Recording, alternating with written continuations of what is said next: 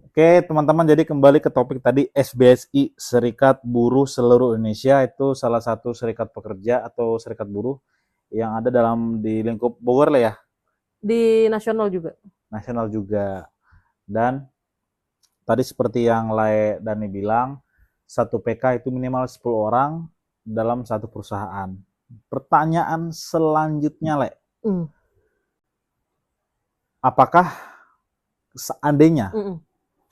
ketika satu PK ini, 10 orang ini, salah satunya punya kasus, Mm-mm. contoh kasus A, Mm. kasus ini dia merasa haknya tidak terpenuhi. Oke. Berarti kan dia memakai serikat pekerja untuk berbicara kepada perusahaan. Berarti kan yang turunkan serikat pekerja nih. Contoh SBSI. Clear masalah, beres masalah, oke, selesai.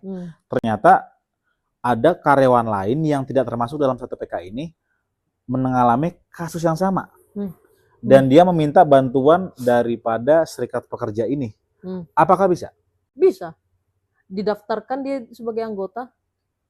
Didaftarin dulu. Didaftarkan terlebih dahulu sebagai anggota. Baru dia bisa meminta tolong sama serikat pekerja. Betul. Ada aturan khusus lain nggak? Karena kan notabene dia kita ngajak nih, yuk kita SBSI yuk biar kita ada payung hukum nih di perusahaan sama SBSI. Ah enggak ah, ngapain gue nggak ngerti gitu-gituan. Ternyata ada kasus. Ternyata dia nggak bisa tercover nih. Tiba-tiba karena ada kasus dia baru mau ikut. Iya, nggak apa-apa. Gak ada masalah? Nggak jadi masalah. Jadi itu nggak jadi masalah ya. Saya pikir ada aturan khusus atau ada aturan tertentu untuk orang yang bisa ikut atau gabung. Ada maksimalnya nggak? Maksimal apa? Batas PK-nya, orangnya? Enggak.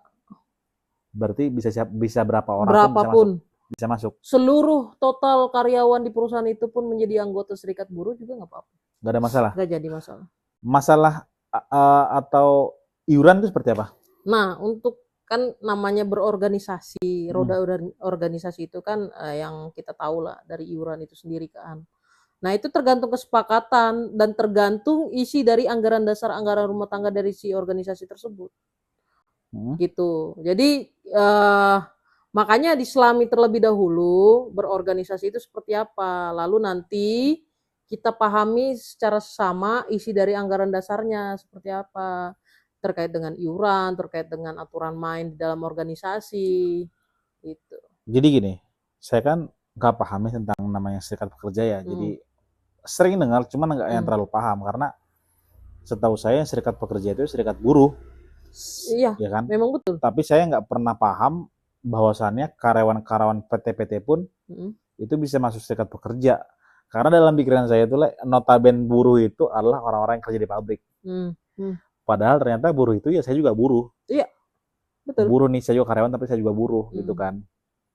Buruh itu karyawan, karyawan itu buruh. Berarti sama ya? Sama. Berarti harus diluruskan nih, berarti buruh itu juga karyawan, siapapun yang bekerja dalam suatu perusahaan itu termasuk buruh. Betul, yang menerima upah. Yang menerima upah, bukan hanya orang yang kerja di pabrik. Direktur pun sekalipun direktur itu buruh.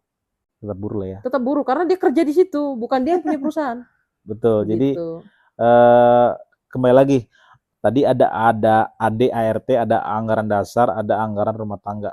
Kalau boleh di-spill sedikit, Le, isi-isi pokok umumnya dalam serikat pekerja itu secara umum gimana sih, Le? Secara umum itu baik itu sisi anggaran dasar yang dimana itu menjadi aturan main, itu pasti menitik beratkan pada hak dan kewajiban sebagai seorang anggota dari sisi organisasinya itu.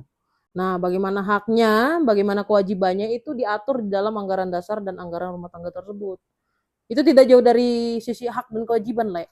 Nah, yang saya mau tahu, bisa nggak di-spill sedikit haknya kayak gimana, kewajibannya kayak gimana, seperti apa? Nah, balik lagi tadi, haknya adalah menerima bantuan secara hukum, baik itu hukum hubungan industrial maupun hukum pemahaman terkait dengan ketenaga kerjaan.